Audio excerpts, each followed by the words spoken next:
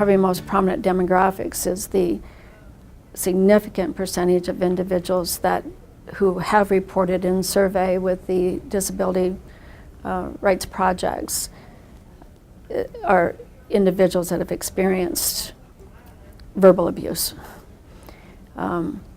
name calling, the ridicule, and almost 100%. I mean, it's like 87%, I think, in the survey of 2000, I think it was 12.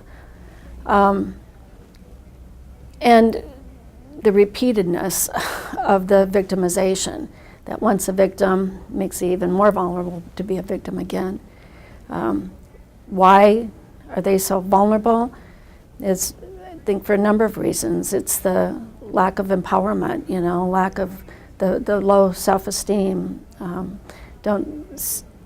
They're not reminded that they're valued, that instead they're objectified and dehumanized in ways that are sometimes unintentionally.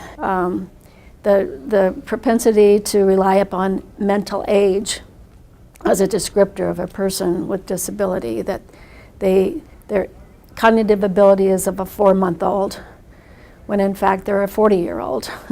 Well, of course they don't behave as a 4-month-old. They behave as a 40-year-old. They have a body of a 40-year-old, and they've had 40 years of life's experiences. And the vulnerability exacerbates when you have a loss of opportunity to experience worldly events and to have people in your life and social circles. So the isolation and the segregation just magnifies the vulnerability. And when you're a dependent upon caregivers, you have an innate need to trust, and trust even people who are doing bad things to you. And then on top of that, just the characteristics of the disability. If you aren't able to communicate and you have no way to facilitate your communication, your voice is never heard. You don't have a voice. Or you have no one to listen to you that trusts, or you feel like you have no one that you can tell because you have no access to a telephone, or you have no one in your life that's constant. I worry a great deal about our service system today because of staff turnover, that it's a constant, and so there's nobody that they can rely upon, to consider to be their go-to person that's really going to believe them and trust them. And even if I tell them, I'm not sure they're going to show up for work tomorrow.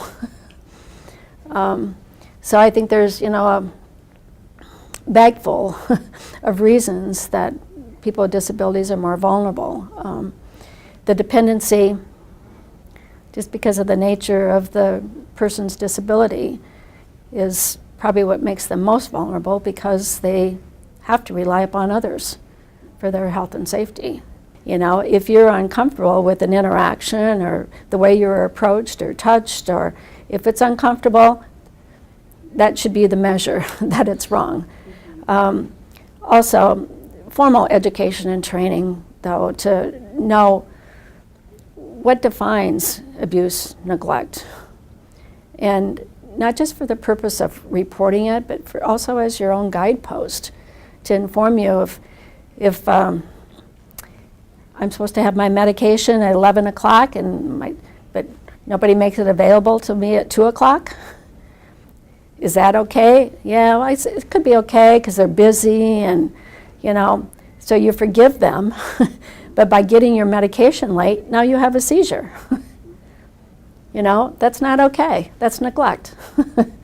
And I think it's easy to dismiss and to forgive and want to be liked and not want to complain and not want to report for fear of that seems pretty minor. They were only 2 hours late with my medication, and I got a seizure, and yeah, I bit my tongue and it bled a little bit, but I'm okay.